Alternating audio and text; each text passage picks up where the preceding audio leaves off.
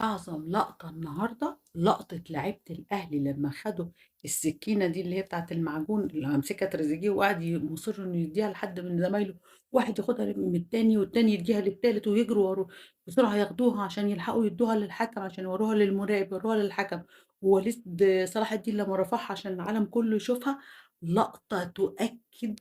قد إيه إحنا عندنا لعيبة رجالة وحاسين بالمسؤولية وفاهمين كويس جدًا، برافو، لقطة عالمية، عالمية من أعظم اللقطات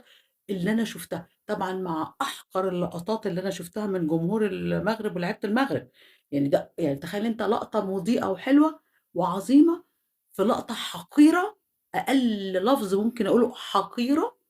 لقطة ولا أسوأ جمهور أنا ما شُفتش في حياتي جمهور بالبشاعة دي، جمهور لا يمُت لكرة القدم بحاجة، وبدال ما يطلع المسؤول عندهم يقولوا كلمتين كويسين ويهدّوا الدنيا، لأ بيألّفوا ويقعدوا يقولوا أي أوهام يعني، وقعت من إيد فلان وعملت مش مهم دي القصة دي، المهم بس إن أنا باشيد باللقطة بتاعة النادي الأهلي.